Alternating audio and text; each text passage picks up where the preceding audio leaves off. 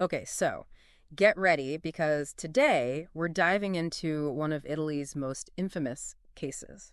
The monster of Florence. Oh, yeah. And you've sent over these excerpts from Il Caso Pacciani Right. by Francesco Ferri, and it really, digs deep into the trial of Pietro Pacciani, Yeah. the man accused of being this monster. Right. So we've got a lot to unpack here. We do. Let's dive in. Yeah, what's so captivating about this case is how it gripped, Florence and even all of Italy, really, for decades. Yeah. I mean, the sheer brutality of these crimes, Yeah. mixed with the mystery For sure. surrounding the killer, Mm-hmm. created this media frenzy, Yeah. And it put immense pressure on the authorities to find answers. And those crimes, they were absolutely horrific. We're talking 8 double homicides between 1968 and 1985, all couples found in secluded areas around Florence. Each time, a .22 caliber Beretta pistol was used. Uh-huh. And to make things even more terrifying, many of the female victims were mutilated. It's heavy stuff. It is. And Ferri makes this fascinating connection to Alessandro Manzoni's Storia della Colonna Infame. Oh. Remember, that's the historical account of how innocent people were scapegoated during the plague in Milan. Right. Just because of public needed someone to blame, Yeah. And Ferri uses this parallel to highlight how dangerous that public pressure can be, Right. especially when it pushes for a quick resolution at the expense of true justice. It's a point he keeps coming back to, this idea that the rush to judgment can lead to some serious missteps. Absolutely. And then enter Pietro Pacciani. Yes, Pacciani, an eccentric farmer with a violent past. Yeah. He was already convicted of murdering his ex-fiance's lover. Oh, wow. He quickly became the prime suspect. Okay. But as Ferri meticulously details, the evidence linking him to the monster of Florence murders was anything but solid. Okay, so let's unpack this. What exactly was the evidence against Pacciani? Because from what I've read so far, it seems pretty circumstantial. Yeah, you're right. A lot of it was. Right. Take, for example, the .22 caliber cartridge that was found in Pacciani's garden. Right. The prosecution tried to make it seem like the smoking gun, Sure. but the science just wasn't there. Huh. Ferri points out that the analysis couldn't definitively prove that the cartridge was fired from the monster's gun. Okay. And there were even doubts about whether it had even been buried for as long as they claimed. Well, now, are you saying that the cartridge could have been planted? That's a pretty big accusation. Well, Ferri doesn't explicitly say that, Okay. but he definitely raises the possibility. He's very critical of how the evidence was handled and interpreted. Okay, so if the physical evidence was so weak, what else did the prosecution have? They relied heavily on witness testimonies. Okay. Problem is, many of these witnesses only came forward after Pacciani's face was all over the media. Right. And Ferri argues that this constant exposure could have easily warped their memories. Yeah. And led to false identifications. That whole suggestibility thing, right? Exactly. When your brain starts making connections that aren't really there. If you're constantly being told that someone is a suspect, Right. and you're seeing their picture everywhere, it's easy to start believing it, Yeah. even if your initial memory was fuzzy. Okay, and then there was that sketch pad, right? Yes. The one that supposedly depicted the scene of the German couple's murder? Right. That seemed pretty damning at first. It did, but Ferri digs deeper. Okay. And points out some interesting details about the pricing on the sketch pad. Okay. And some notes Pacciani had written inside. Yeah. And those details suggest that he might have actually had the sketch pad before that particular murder even took place. Okay, now that is really interesting. So instead of incriminating him, the sketch pad could actually point towards his innocence. Potentially, yes. It's just another example What? of how important it is to look beyond the surface Yeah. and really scrutinize every piece of evidence. Let's shift gears now and talk about those witnesses Okay. that Ferri mentioned. You got Lorenzo Nessi, Right. who claimed to have seen Pacciani near a murder site, Yeah. but you said his testimony was shaky. Very shaky. Okay. He couldn't even get the color of the car right. And what's even more concerning is that Nessi's certainty about his identification Right. seemed to change based on how he thought Pacciani was reacting to him in court. Oh, really? It makes you wonder if he was tailoring his story to fit the narrative. Yikes. That doesn't sound good for the prosecution's case. Were there any other questionable witnesses? Oh, there were a few. Yeah. Fernando Pucci and Giovanni Lotti, for example. Okay. They came forward much later, Okay. implicating themselves and others in the crimes. Okay. Including Mario Vanni and Giancarlo Lotti. Okay. But their confessions were full of contradictions. Right. And some really bizarre details. Like what kind of details are we talking about? Well, some of the details are pretty graphic and unsettling. Okay. But suffice it to say, their stories seemed more like attempts to shock than accurate accounts of what actually happened. Right. Ferri even suggests that these individuals, due to their mental states and fear of punishment, might have been pressured or manipulated into confessing. That's disturbing. It makes you wonder how much of the case against Pacciani was based on actual evidence versus, coerced or fabricated testimony. Exactly. And speaking of trying to fit a narrative, we have to talk about the monster profile developed by experts. Okay. This profile suggested that the killer was sexually inadequate, hated women, and sought souvenirs from his victim. Hey, hold on. If Pacciani didn't fit that profile at all, why were investigators so focused on him? What does Ferri say about that? Well, that's where things get even more interesting. Okay.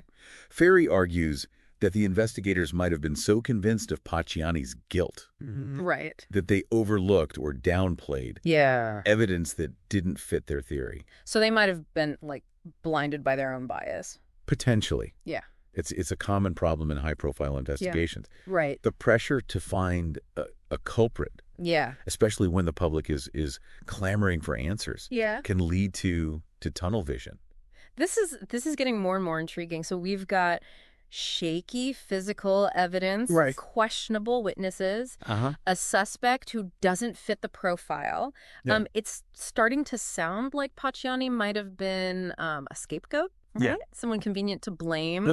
That's a question Ferri wants us to grapple with. He lays out all the evidence, or lack thereof, and encourages us to think critically about it. Okay. Was Pacciani truly the monster of Florence? Or was he a victim of circumstance, public pressure, and a flawed investigation? Yeah. It's a question that continues to haunt this case. Yeah. Even today. And to make things even more complicated, the prosecution introduced this idea that Pacciani had accomplices. Yes. What was that all about? It seems like they might have been trying to salvage their case. They realized that the evidence against Pacciani was weak, so they brought in this companions in crime theory. But did they have any solid evidence to back that up? Not really. Ferri is very skeptical of this whole accomplice angle. Okay. He points out that there's a lack of concrete evidence to support their involvement, and suggests it was more of a desperate attempt to bolster a failing case. So more questions than answers, as usual. Right. But it gets even more complex, right? Because Ferri doesn't just, critique the evidence and the investigation. Right. He also goes after the Italian justice system itself. That's right. He argues that certain procedural limitations, the way trials are conducted in Italy, might have actually prevented Pacciani from getting a fair shot. So even if he was guilty, he might not have gotten a fair trial. That's the point Ferri raises. He's not necessarily saying Pacciani was innocent, but he's questioning whether the system, with all its flaws, truly served justice in this case. Right. It adds a whole other layer of complexity to the story. It's like a hall of mirrors, isn't it? Yeah. The more we delve into this case, the more questions arise. Yeah. I have to admit, I'm starting to doubt everything I thought I knew about the monster of Florence. What about you, listener? What are your initial impressions? Do you think Pacciani was a cold-blooded killer? Yeah. Or are you starting to sense that there might be more to this story than meets the eye? We'll be diving deeper into the case after a short break. So take a moment to gather your thoughts and consider what we've uncovered so far. This is where things really start to get interesting. Yeah. So welcome back. I'm eager to hear your thoughts on what we've uncovered so far. Yeah. But before we delve deeper into Pacciani and the investigations, let's take a closer look at the crimes themselves. Okay. Because they paint a pretty disturbing picture of the killer. Right. These weren't just random acts of violence. Yeah. We're talking about a series of murders spanning almost 2 decades. Yeah. And as we go through the details, you'll see in these sources that the killer seems to become more more confident. The rituals more gruesome. It's like he's refining his technique, learning from earlier mistakes. Exactly. Let's start with the very first double homicide. Okay. Linked to the monster of Florence. Okay. Back in 1968. Okay. Barbara Lacci and Antonio Lobianco. What's interesting here is that this case wasn't initially considered part of the Monster of Florence series. Right. It was only much later that investigators started to see a possible connection. I'm guessing it's because the first murder was different somehow. Did it lack the signature elements? You nailed it.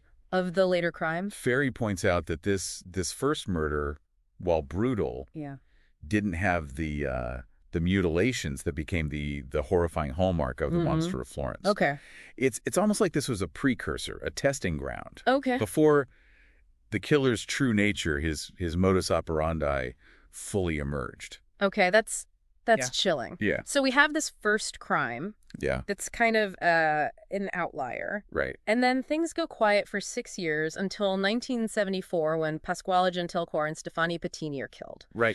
This is where we start to see the emergence of the more recognizable monster signature, right? Unfortunately, yes. Yeah. The Pacciani case is where the mutilation aspect comes into play. Right. Specifically targeting the female victim. Right. And as the murders continue, this becomes a central element, a driving force almost. Yeah. Ferri suggests it's not just about rage, but something much more calculated, more ritualistic, driven by a deep, disturbing sexual deviancy. It's a horrifying thought, but I guess if we want to understand the mind of this killer, we have to try to understand the why behind those actions. Yeah.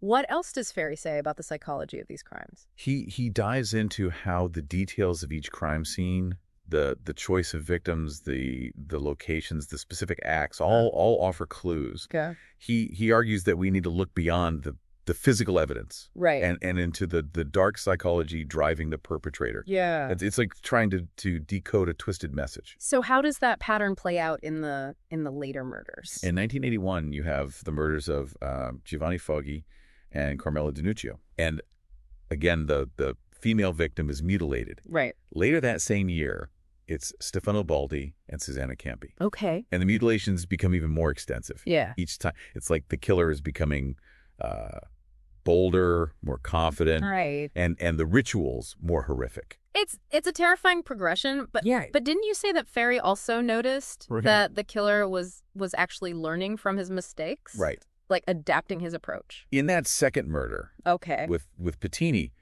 the killer empties his entire pistol magazine into her. Wow. But she actually survives for some time. Wow. Ferri points out that this seems to be a turning point. Okay. In the later murders, the killer is more efficient. Okay. Targeting the head with his shots and using a knife to ensure the victims are dead. Right. Before proceeding with the mutilations. So it becomes less about blind rage and more about control. Exactly. Like a more methodical approach, a more refined ritual. Exactly. It's a terrifying thought. Yeah. But it's part of what makes this case so uniquely disturbing. Right. And it's why Ferri stresses the importance of understanding the psychology of a serial killer. Yeah. We need to ask why this specific victim, this location, this particular act. Right. Those are the questions that can unlock the secrets of these types of crimes. Okay, so the pattern is becoming clearer. Right. But then we have the 1982 murders of Paolo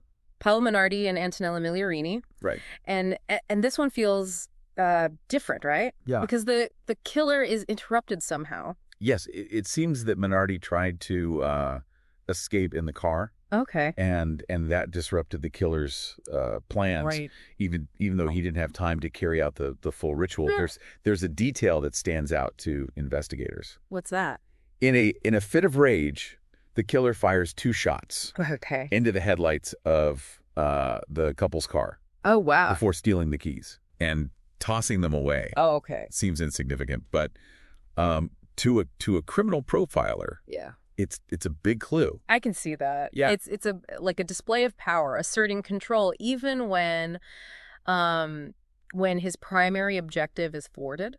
Right. He's not just driven by a need to mutilate. There's something else going on, like a deeper anger or need for dominance. Exactly. Right. Now let's fast forward to 1983. Right. And the murders of Horst Meyer and Uwe Rusch. Okay. The German couple. Right. This one throws a wrench in the whole pattern because both victims are male. Yeah. So was the killer like evolving and expanding his victim profile, or was this just a case of mistaken identity? It's a tough question. Like Ferri suggests. Yeah.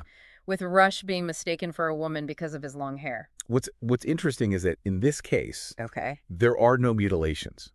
It's possible the killer realized his mistake after shooting the victims. So even though it deviates from the norm, this case still tells us something about the killer's mindset. Right. It reinforces the idea that the gender of the victim was a key element of the ritual. Yeah. And it shows that the killer can adapt, change plans when things don't go as expected. He's not just some mindless monster. He's thinking, calculating. That's what makes it all the more terrifying. Right. This isn't just random violence. Yeah. It's a carefully orchestrated series of crimes. Yeah. And as we move into the final murders attributed to the monster of Florence, we see that calculated brutality reach its peak. You're talking about the 1984 murders of Claudio Stefanacci and Pia Rontini. Yes. This is where the mutilation takes on a whole new dimension, right? Yes, for the first time. Okay. The killer doesn't just remove the victim's pubic area. Right. He also excises her left breast. This escalation in the ritual points to a deepening depravity. Right. Like the previous acts weren't enough anymore. Wow. It's a truly horrifying thought. And the details Ferri describes how Rontini was dragged from the car, her body torn by the undergrowth. It's just unimaginable. It speaks to a level of sadism that goes far beyond sexual deviancy. Right. This is someone who derives pleasure from inflicting pain and suffering. Someone who revels in the act of mutilation itself. It's a truly disturbing thought. Yeah. And it's what makes this case so haunting. And then just like that, it stops this final act of violence. Right. Marks the end of the monster of Florence's reign of terror, at least as far as we know. Right. No more murders are officially attributed to him, and the case goes cold. But the questions linger, don't they? Yeah, of course. Who was this monster? Right. Why did he do it? And could he strike again? Yeah. Those are the questions that haunted Florence. Yeah. And they're the questions that drive the rest of Ferri's book. This whole case is a puzzle box, and we've only just started to peek inside. Yeah. But before we dive into those investigations, I'm curious, what are your initial thoughts, listener? Based solely on these crimes, right? What kind of person do you imagine the killer to be? What can you glean about his motives, his personality, just from the evidence left behind at these gruesome scenes? Yeah. It's a question worth pondering as we move into the next phase of our deep dive, where things take a turn for the even more bizarre. All right, so welcome back to this Monster of Florence deep dive. You know, we've gone through all those chilling details of the crimes, explored all this questionable evidence against Pietro Pacciani. Yeah. And now, things take a truly bizarre turn. Yeah, this is where the investigation stumbles onto a new group of characters. And a theory that honestly feels ripped from the pages of a horror novel. You're talking about that whole satanic sect theory, right? Yes. I have to admit, when I first read about this, I thought, okay, this has to be a joke. Right. But Ferri takes it seriously, doesn't he? He really digs into it. He does, and that's what makes his analysis so compelling.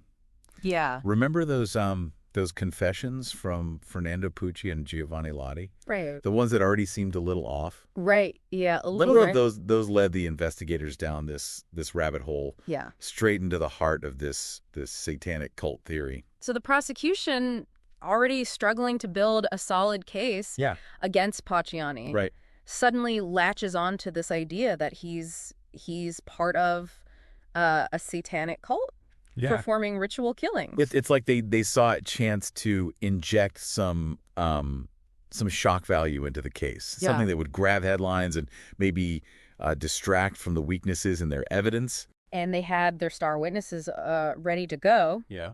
Right? Yeah. Pucci and Lotti claiming these murders weren't just about sexual violence, right, but sacrifices to appease some some dark entity. Right. They even implicate others, like Mario Vanni, the postman, in these supposed satanic rituals. But if you look closely at their stories, as Ferri does, they're full of holes, contradictions, outlandish details. Okay.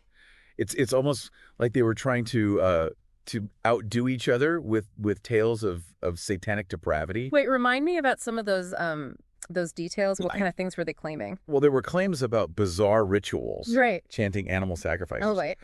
But some of it just seems so random, right? Like that detail about Vanni supposedly dropping a bag of vibrators. Oh, yeah. On a bus. Yeah, I remember reading that. It felt completely out of place. Totally. Like it had nothing to do with anything. What was Ferri's take on all of this? He's very critical of this whole satanic sect angle. Okay. He argues it was a distraction. Okay. A sensationalized narrative that took attention away from the real investigation. Yeah.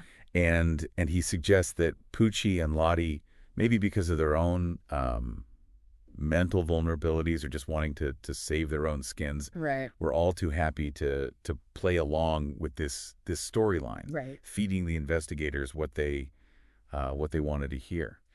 So it's like a feedback loop of bad information, right? The investigators want a sensational story. Yeah. The witnesses are willing to give it to them. Right. And the media runs wild with it. And sadly, Pietro Pacciani, this eccentric, violent man, becomes the central figure in this whole macabre narrative. Yeah. Despite the lack of concrete evidence. Yeah. Despite the questionable nature of the testimonies against him. He's painted as the mastermind behind this satanic killing spree. Reading Ferri's account, it's hard not to feel some sympathy for Pacciani. Yeah. Was he a bad man? Absolutely. But was he the monster of Florence? Yeah.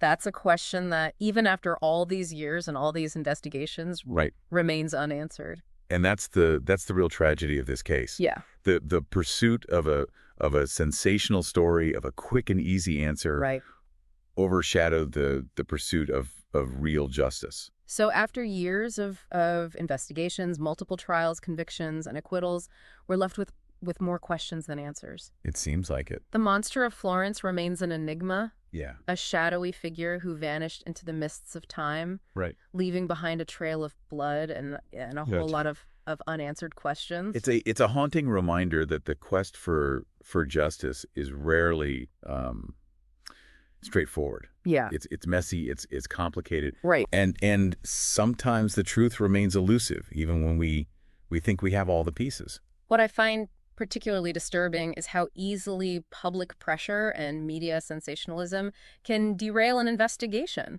Yeah. It makes you wonder how many other cases have been influenced by these same forces. That's a sobering thought, isn't it? Yeah. And it's a reminder that we can't just passively accept the narratives presented to us. Right. We have to question, to dig deeper, to demand evidence. Right. And to hold those in power accountable. Exactly. This deep dive has been a real eye-opener, not just in terms of the specifics of the Monster of Florence case, but also in terms of like how we as a society approach these kinds of complex investigations. Ferri's book reminds us that the pursuit of justice isn't just about finding the guilty party. It's also about protecting the innocent. Yeah. And ensuring that the truth, however uncomfortable it may be, is eventually brought to light. So, listener, as we wrap up this deep dive into one of Italy's most haunting unsolved mysteries, we encourage you to keep asking those tough questions, to be critical of the information you consume. Absolutely. And to